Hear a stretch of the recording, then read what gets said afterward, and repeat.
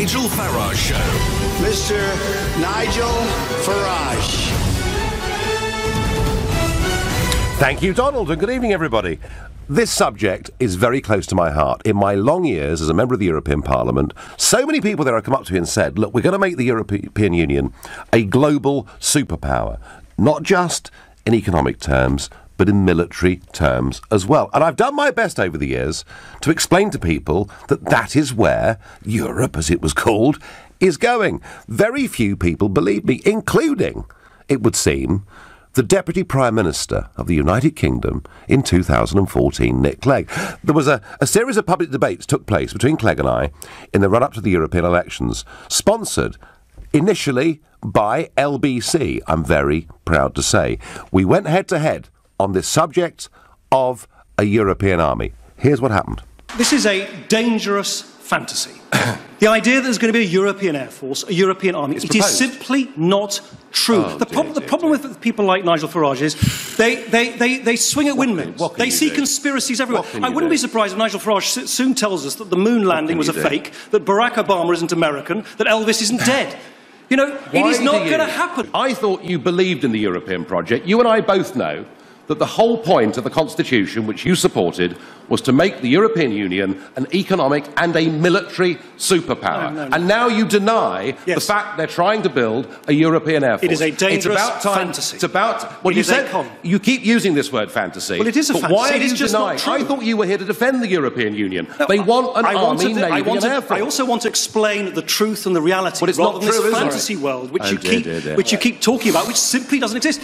So there was the Deputy Prime Minister saying to the world that I was a dangerous fantasist, I was talking rubbish. There were no plans whatsoever for European military defence capability, indeed a European army. Well, in September just gone, during a State of the Union speech, EU Commission President Jean-Claude Juncker had this to say. Listen carefully to the words.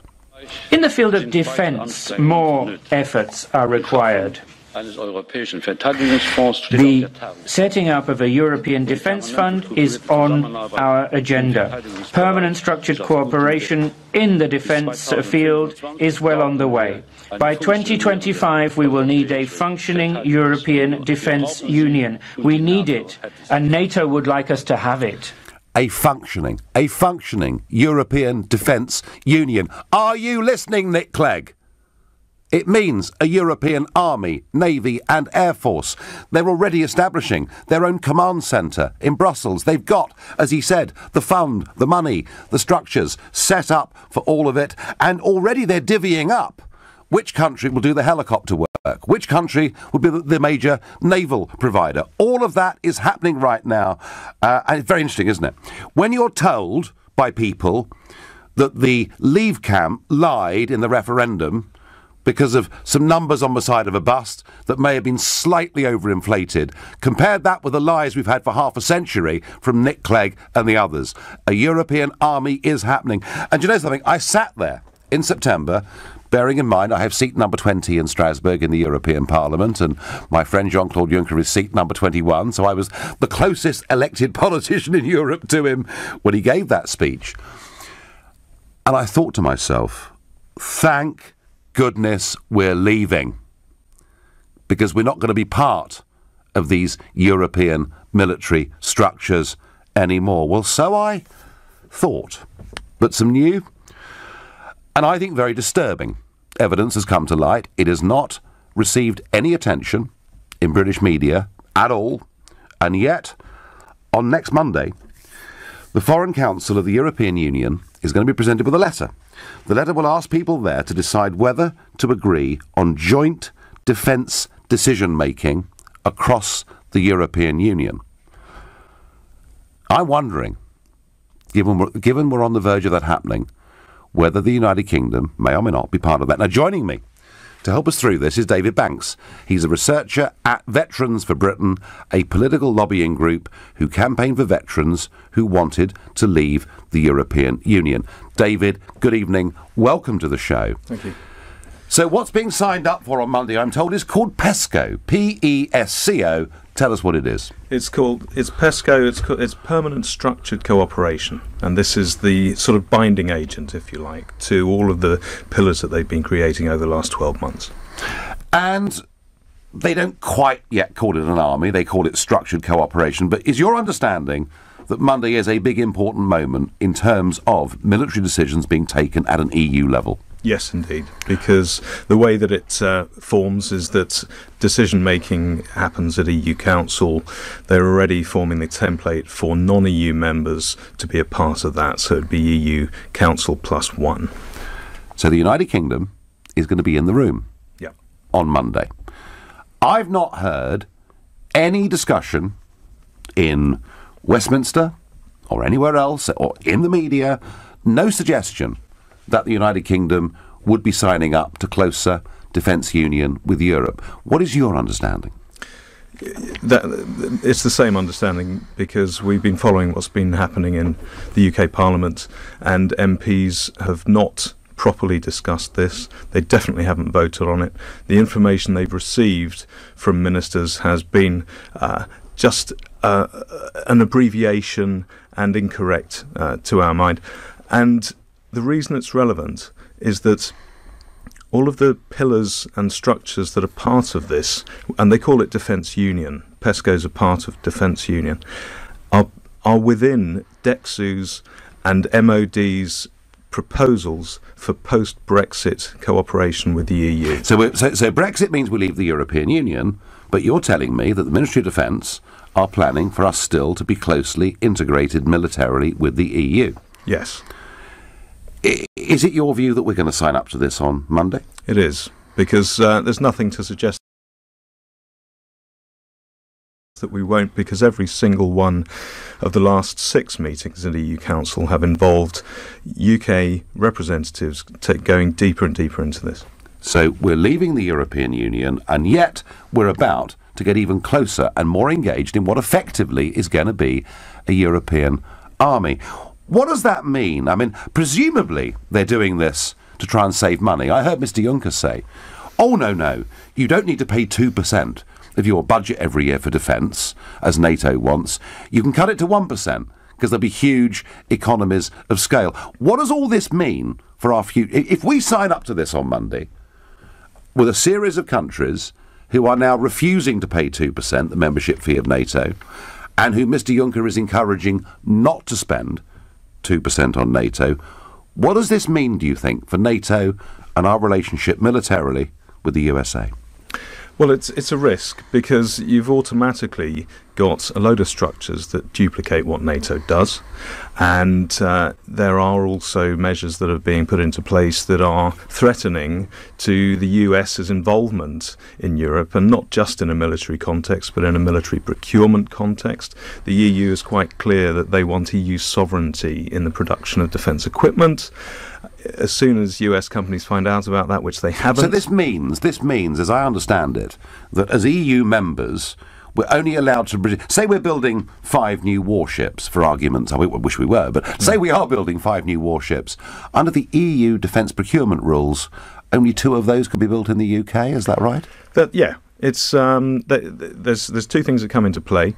First of all, the Defence Procurement Directive it mandates governments to spread the tender across the EU unless there is a stated security reason why it has to be done in-house, so domestically, such as shipyards on the Clyde, and that is the only reason the UK has been able to build those aircraft carriers, for instance, on the Clyde, because we've asked permission from the EU.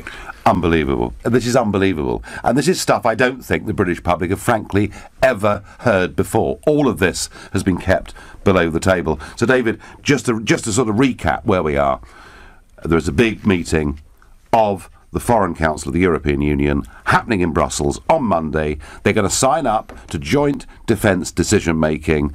The British are going to be in that room, and you believe there's a real risk that we will sign up to this? Yes, I do. What can we do? What can we do to stop it? I think it comes down to awareness. MPs have to start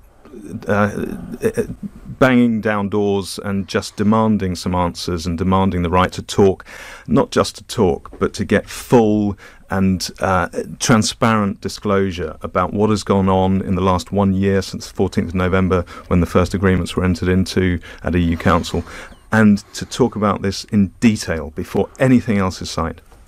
Well, David Banks, researcher for Veterans of Britain. Well, you've heard the case, folks. The case is they are pushing full steam ahead with a European army. What is alarming me is that it looks like the United Kingdom intends to sign up to this on Monday and for us to be a part of it. I am furious about this. I can't even believe we haven't been talking about it. This should have been a massive public row going on for the last few months, and yet the House of Commons haven't even discussed it. It is my view that we should not become part of a European army in any way at all. It is my view we should be independent, but part of NATO as a nation state cooperating with those other countries.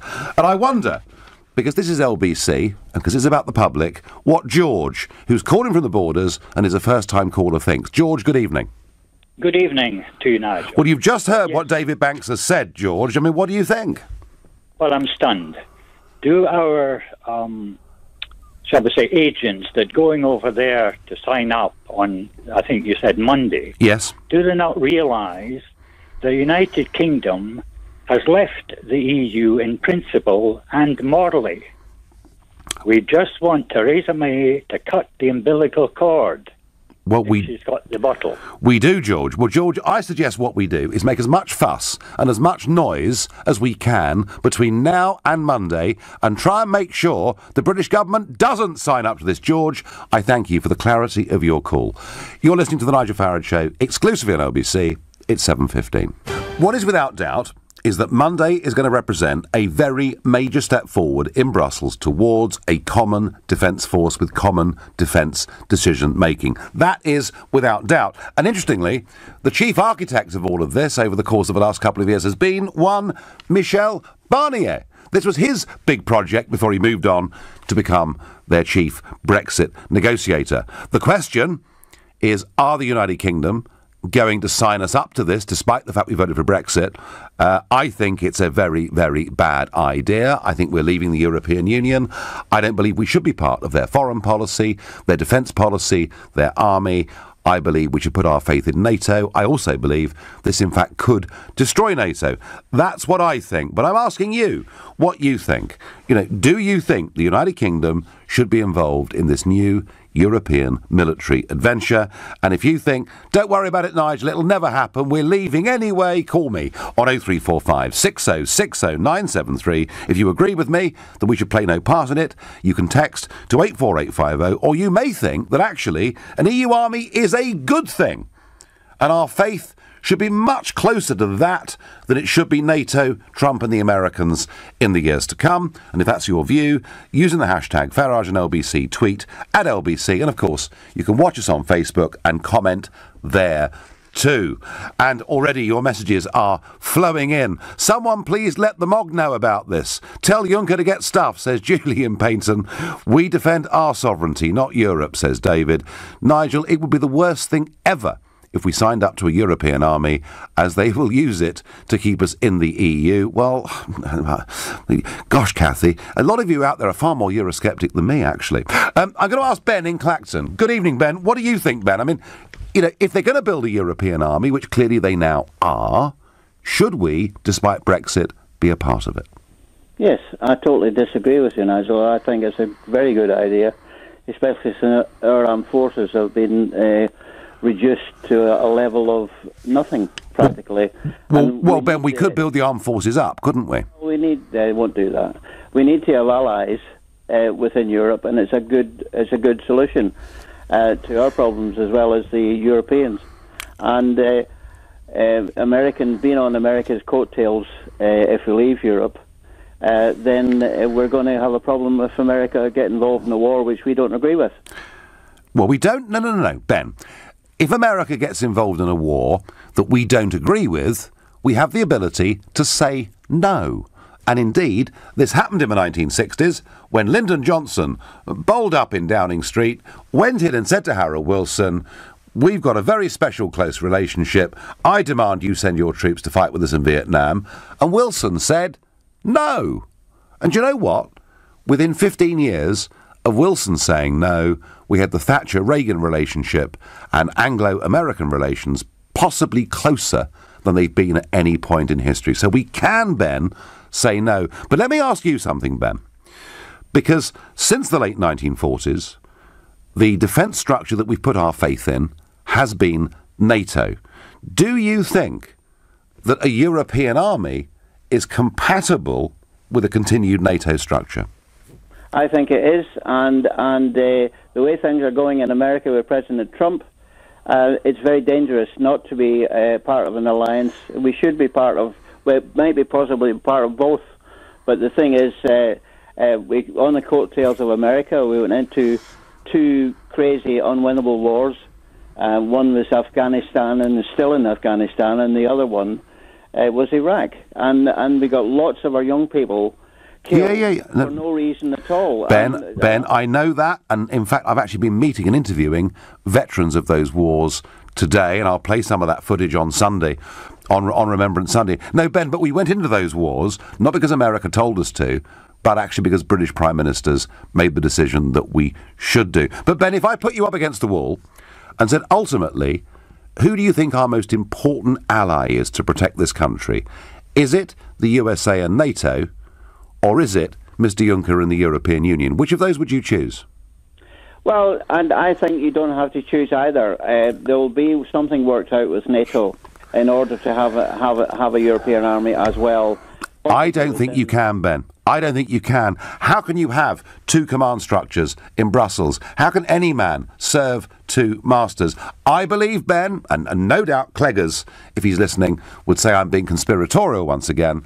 I believe one of Juncker's aims is to destroy NATO, to get America out of Europe militarily and in terms of foreign policy, because he wants the European Union to be a global superpower in its own right. And I see that, far from being something that could be used for peace, I see it actually as being quite dangerous. I don't think it is, and I think it's a very good idea, and I hope it happens. Well, Ben, it's going to happen. The question is, will we be a part of it? Ben, I thank you. Ben thinks it's great, thinks it is compatible with NATO. I'm convinced it's not. Andy is calling, a first-time caller from Streatham. Andy, good evening. Hi, Nigel. I'm slightly surprised because I sort of agree with you. However, I also agree with Jens Stoltenberg, who's the Secretary-General of NATO, who said it's about developing new capabilities, it's about more cooperation, but it's not about establishing a European army. It's not about establishing new command structures which are duplicating NATO command structures. Andy, that all falls down right now, very quickly, because they have established. They've established and they're building their own command structure in Brussels. It's happening. And what is that being built with? What's the stated aim of that? The stated aim is to back up the clip I played you earlier from Mr. Juncker. And by the way, he got a huge standing ovation for making those comments on that day, all right? And also to back up the decision that is going, Andy, to be taken in Brussels on Monday. They are moving ahead. You know, I tell you what, Andy, let's listen to Jean-Claude Juncker once again. Let's be clear about this. In the field of defence, more efforts are required. The setting up of a European Defence Fund is on our agenda. Permanent structured cooperation in the defence field is well on the way. By 2025, we will need a functioning European Defence Union. We need it, and NATO would like us to have it. So, a functioning defence union Andy, that's beyond doubt. That is beyond doubt. That is what they're building. The question is, can it fit with NATO? Now, he there suggested that it could. But let me just put this to you, Andy. The one thing I know from my relationships across the other side of the pond in America is that the USA are prepared to go on supporting NATO, but they want all the members of the club to pay the membership fee, right? And the membership fee is 2% per annum of your economy, of your GDP. What Juncker has said with his European army is, oh, no. None of you need to pay 2%. Because of economies of scale, you can all pay 1%. So do you see what I mean, Andy? Ultimately, we're going to have a choice, I think. Is it NATO or is it the EU? But you call it a European army. You keep using that phrase. Nobody, I don't think, in the European Union has called it officially in any way a European army. And nothing has changed, as far as I know, since Stoltenberg. A functioning military structure, Andy. I just played it to you. He says it's about new capabilities, new cooperation. It's new. It's not new command structures, but a structure of cooperation. You've got to create structures. No, Andy, it is a command structure. That command structure has been established, and they're building it. Andy, you are far more trusting of this than I am. I don't think Juncker could have been clearer. And frankly, what angers me is I feel we've been lied to by our political class about this over the last 10, 20 years because they've known this is coming. Andy, let me ask you this. The one thing you and I can agree on, because it's a fact, is that on Monday, the Foreign Council of the European Union is going to meet and they will be asked to sign a letter. They'll be asked to sign a letter pushing on for joint defence decision-making. What we do know is Denmark has already said it will not be signing. All right? That is the Danish position. They will not be signing under any circumstances. Do you think, Andy, that we should sign on Monday? Well, I'd have to look at the paperwork first. Sure. I would imagine that it doesn't sound like a great idea, but I don't know enough about it, really. All right, well, I tell you what we'll do, Andy. I tell you what we'll do, and albeit I accept this is one side of the story, but I will at close of play, 8 o'clock, when I come off air, on lbc.co.uk, I will put up the Veterans for Britain document, all right? Their analysis of what's happening here and what will happen on Monday. And what we will do on Monday, Andy, I promise you, is we will get a copy of the letter that all the European foreign ministers are being asked to sign, all right? And we'll come back with the absolute detail. I do accept that until we see the exact words, we can't know, but I would argue that's the direction of travel. I thank you for your call. I'm going to go to David in Liverpool. David, good evening. Hi, Nigel. Good to speak to you. A lot of what you say, Nigel, I think you've got a load of great points most of the time. But I think the army thing, it's not a bad idea. Let's face it, the way Europe's changing and Russia moving in and the terrorists, and so we need all the help we can get, What about the Americans, David? Well, them as well. But everybody. But David, my point is this. Everything Juncker has said and done effectively means that NATO will pull out of Europe. It's as if they want Trump to disappear from Europe. David, and I'm running out of time until the break, but David, if I put you up against the wall and said to you, who would you put your faith in terms of military cooperation for the future? Would it be NATO and the Americans, or would it be Brussels and the European army? Which would you choose if that was what was faced to us? Of course it's going to be America. They'll always be with us. We know that. But the NATO thing, there's things happening all over the place, Nigel, and NATO are not even sorting it out. Well, NATO itself has got problems, and, Trump himself has expressed grave reservations about NATO because the other members are not paying their way. David, I thank you. A lot of you think we can have a European army and NATO. Folks, believe me, we can't.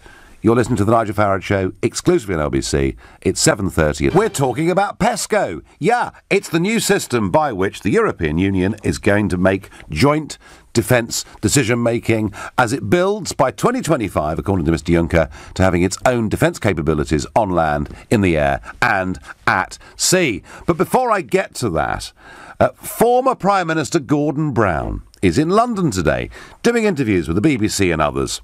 And he believes that the UK could remain in the European Union if Leave voters could be offered a game-changing deal next summer. Yeah, that's right. He said he's not arguing for a second EU referendum at this stage, but predicted a crisis point when Leave voters realised they were not going to get what they were promised. Yeah, Gordon, they won't get what they were promised because politicians and our leaders haven't got the guts to deliver people what they promised. I realised today with Gordon Brown, our enemies, those of us that believe in Brexit and in national independence, our enemies are not in Brussels. Our enemies are the political class here in this country who will do whatever they can to overturn that Brexit result. Well, the hell with you, Gordon Brown, is my view.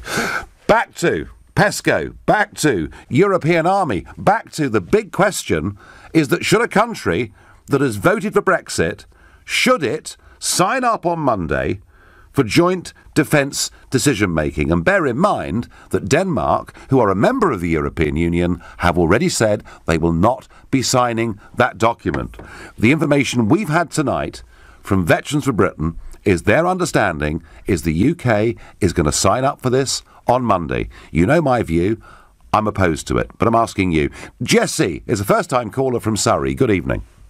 Good evening, Nigel. Fantastic to speak to you. Thank you. So what do you think, Jesse? Hi, Nigel. I'm in absolute agreement with you. That is one of the main reasons why I voted for Brexit. Not in a million years did I dream that this would actually happen. And it's happening right under our nose, and I can't believe it. Well, it hasn't happened yet, Jesse, but it could happen. There could be a major step towards this that takes place on Monday. What hacks me off, Jesse, is that until we've had this debate tonight, I haven't heard or read about this anywhere. Nigel, I'll tell you what, the funny thing is, when I read about this last year before the vote, it was actually a lot of fake news that was thrown around on social media and whatnot. But I had a lot of feeling in my gut. I said, no, hold on a second, this doesn't seem right. And the way the European Union have behaved over the last couple of years, I was like, do you know what? I joined the army, like the Queen and Country, not for Brussels and Juncker. And I can't believe that this is actually in the pipeline. Well, it's in the pipeline, Jesse, and what we've got to do is make as much noise as we can between now and Monday to convince the British government that this would be a huge mistake. Are you still serving, Jesse? I am. You are. I won't ask you which unit, but I wish you well, and I thank you very much indeed for your call. Folks, you know, Jesse agrees with me, others don't. The number's 0345 6060 973. Should Brexit Britain be signing up on Monday in Brussels to joint defence decision making? It seems to me that actually this is one of the most important political questions we've faced over the course of the last year, and yet there's been almost no debate about it at all. It's as if the civil servants working with the Foreign Office have made their own minds up. We haven't bothered to have a debate in Westminster on it, and this could happen on Monday by default. I do not want that. I'm more than prepared to accept that if the country thinks it's the right thing to do, I could be wrong. But how can it be if you voted Brexit we could even consider doing this? Valerie says, what was wrong with NATO? Well, for most of those years, Valerie, very little indeed. It probably needs to be updated, and I would like to see NATO, in fact, as an organisation that was absolutely on the front line working together against extremist terrorism. Philip says, it reminds me of when we went from the EEC to the EU, which we were never given a choice of. Well, actually, Philip, you're wrong. It went from the EEC to the EC and then to the EU, and you're right, we never had a say on any of it. Tina on Facebook says, I'm fuming. We are leaving. I don't want to be in an EU army. And Tina, how can Tina be wrong? If we voted to leave, and if this Prime Minister, she's still there, by the way, despite everything in the last few days, if this Prime Minister can stand up and say, Brexit means Brexit, please tell us, Prime Minister, between now and Monday morning, that we will not be signing up to PESCO and signing up to joint defence decision making. Please, please tell us that. Tato is calling me from Ealing. Good evening. Good evening, Nigel. How are you? Well, I'm well, but I have to say, even as somebody who has been warning about this for years, I'm still a little bit stunned how quickly this has come upon us. I'm stunned as well, actually. And I think it's a terrible thing. It's a disaster for Europe, to be honest. Not just, thinking that perhaps we could join this whole European army, but I think for European nations, I think this whole approach of having European army is just another terrible project by the Brussels group. It's almost the heights of fascism, because if you think about it, look what happened in Italy, Berlusconi, and look what happened in Greece as well. It's like the European Commission, every time something goes wrong in the European state and they don't like it, they want to replace the person and put someone in there. Now, think about if we have a European army now. Well, actually, Tato, we could, and I've no doubt the next thing I'm about to say, Clegg might sort of throw himself into a sort of fit of rage. But, Catalonia is seen to be a threat to the Spanish government in Madrid but the European Union also take the view that they're behaving badly. What would happen, Tato, if they had a European army, fully established, and if in a few years' time a Catalonia-type situation emerged, they might just use it, mightn't they? Do you know what? I feel like that Catalonia would be the new Middle East. Wow. Well, I pray you're wrong. I pray you're wrong, and I hope you're wrong, and I very much hope that Catalonia has, a full, free and fair referendum to sort this mess out. But, Tato, you see potential sinister uses for this, don't you? Yeah, I think there is a bit of potential anyway. But, I mean, I think the more important picture here is that are we willing, as Europe as a whole, are European nations willing to give up their own sovereignty, as it were? Well, I tell you what, if there's as little debate on this in other European countries as there is here, their sovereignty will be given up for them without them ever being asked. Tato, I thank you. Now, I've got here by text, very much an answer that I would expect from the other side, and it's come anonymously, but it's worded incredibly well. It may have come from the Foreign Office, for all I know. PESCO centres on standardising military equipment to increase efficiencies of scale. Stupid and expensive to try to maintain 27 different non-integrating systems. Pooled resources and direction is the only way for Europe to keep on an equal footing with the US and China. Whoever you are, thank you. You have made the argument for this. The argument is, because of economies of scale, a European army will save member states money and become a much more efficient structure. But, in my last couple of words, you betray yourself, because you say you want Europe to keep on an equal footing with the US and China. And that is the point, isn't it? This is all about the European Union becoming a global economic and military superpower. I think in many ways it's Walter Mitty. And I tell you what, they could never be a military superpower without the United Kingdom. And that's why this decision that we make on Monday is so vital and so important for us, for NATO, and for the future of a European army. Tom is calling me from Cumbria, a first-time caller. Good evening, Tom. Hi, Nigel. Great to be speaking. So what do you think, Tom? Well, I think that it's just absolutely disgraceful. I mean, it's at the end of the day, NATO is responsible for the defence of the North Atlantic. Yep. An attack on one is an attack on all. What more assurance could you need that you're defended? I just think, as you say, we need to be making as much noise about this as possible. But not only that, I think Donald Trump needs to be publicly condemning this, because at the end of the day, this is a threat to NATO, I believe. I do, Tom. Tom, I can tell you that in previous trips to Washington, when I've perhaps been behind those security gates, I have raised this issue with the administration, and I've pointed out that it's coming down the tracks, and they've listened with interest, but perhaps they haven't quite believed me. And certainly they wouldn't believe that a Brexit Britain would even consider signing up to this. So, Tom, I will redouble my efforts to make sure the administration sees what's happening. But you're dead right. How can you have parallel command structures in Brussels? It's impossible, isn't it? Yeah, absolutely. I mean, the standardisation as well. I mean, NATO could be doing that. Why do we need the European army to be doing that for us? We don't need it, Tom. One little bit. And I thank you. Tom, first-time caller from Cumbria. You're listening to The Nigel Farage Show, exclusively on LBC.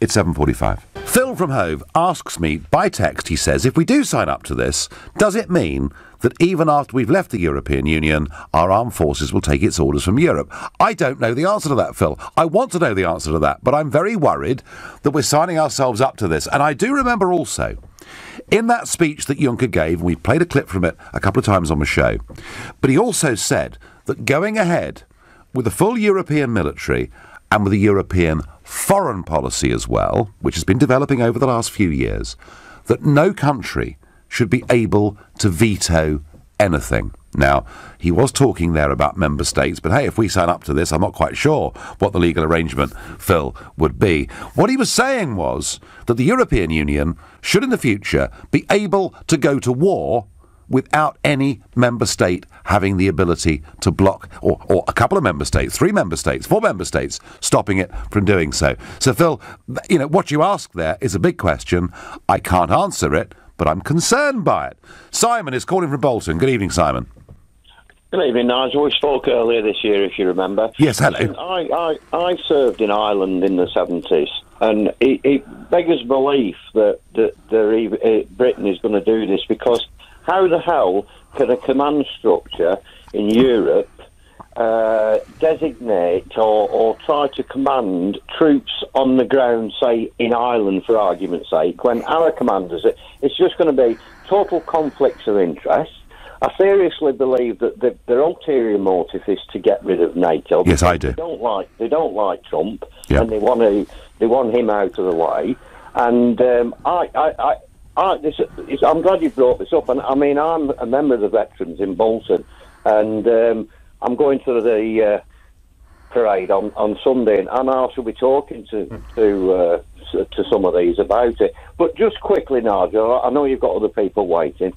Please listen at 10 o'clock in the morning, because the abuse you've been getting for this last few months, mate, has been horrendous, and I have complained to LBC and Ofcom. I think it's an utter disgrace, mate, and I feel sorry for you. And on a personal note, Nigel, thanks very much. Do you know what, Simon? You could ring in and tell that individual that I'm not even going to grace him by naming him. There are some people out there, Simon, unfortunately in life, that are bad losers and are bitter and twisted and deeply unhappy.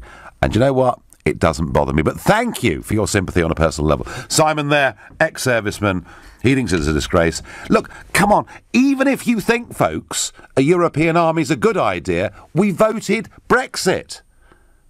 So surely, even a government considering signing up to this would be turning its back on the electorate. I'm hoping that by kicking off this debate, we can stop them from signing on Monday. I really am. Lorraine is calling from Chelmsford. Lorraine, good evening. Hello there, Nigel. What a great honour to talk to you. Well, thank you. Now, you're a first-time caller, Lorraine. You must feel strongly about this. I feel extremely strongly about this. I have tried to call you, actually, before on this matter. Yep. Theresa May and Michael Fallon are in on this. Michael Fallon actually went to the EU in December. Why was he, as Defence Minister, going to the EU when we'd voted leave? Lorraine, you're absolutely right. And do you know, when he was there, I was there also. And I spoke to a senior British Conservative MEP, somebody with military experience, and I said to him, Lorraine, I said, what the, and there's a ... here, are we doing, even considering signing up to a European army? And his answer to me was, Lorraine, and I guess Fallon might have told me the same, oh, well, you see, of course, you've got to understand, old boy, that if we're part of this, we'll have great influence in shaping its direction. That was the answer I was given, Lorraine. Well, it's a load of rubbish. All they're trying to say that we're going to leave the EU. But they want us to, that what it is will be in name only. It's not just a single market, the customs union and the ECJ they want us still to stay into. It's also this EU army, and they are going ahead with it. And you want to know who will be commanding our English army, our British army, I should say? It will be an Italian lady by the name of Federica Mogherini. And people can look her up, Federica Mogherini, and her communist. Yeah. Well, she is. I mean, she is. Lorraine, you know about this. Some of the listeners will not. You know, she is the Italian commissioner who's in charge of foreign policy. Exactly, and she will be commanding all our troops. And can I just say to you this? I actually think this is the far bigger picture. They're trying to. If you heard, did you hear what I can't Verhofstadt say his name. What he had to say today? He wants to get Trump removed.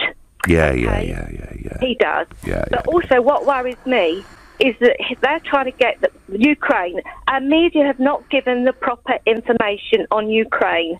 I think they've got the bigger picture. I think they want to take on Russia.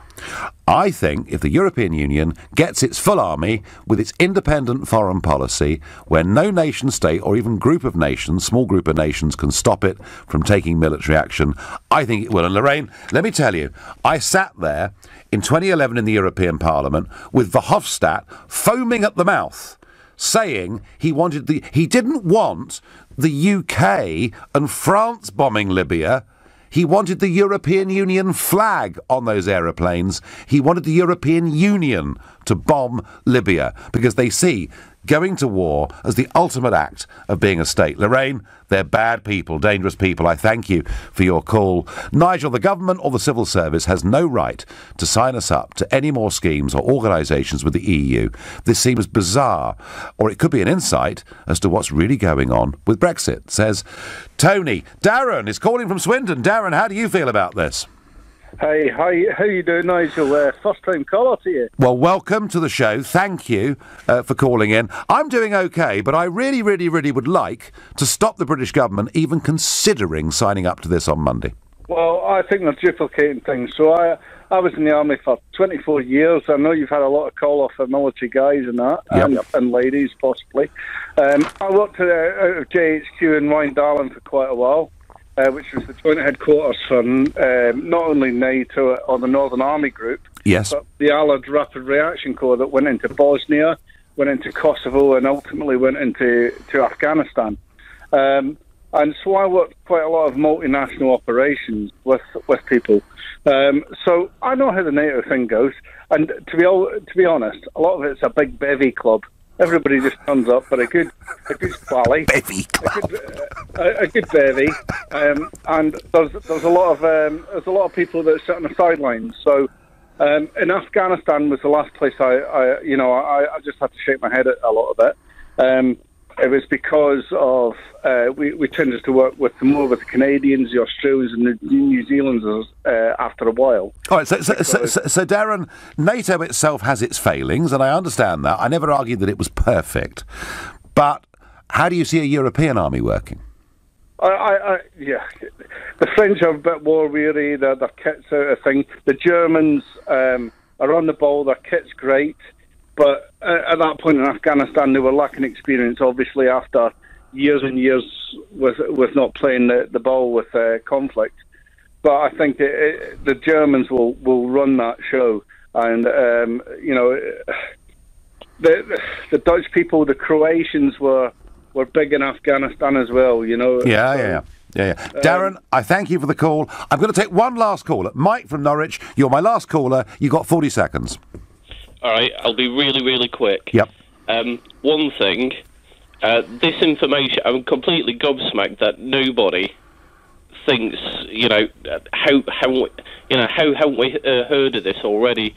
The BBC put something out in 2015, the Mogherini report, 2 days after the referendum.